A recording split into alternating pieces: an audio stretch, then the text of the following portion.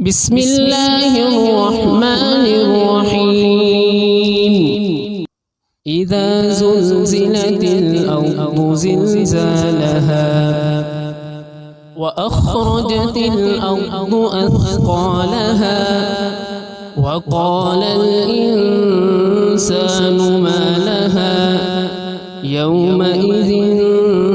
تحدث أخبارها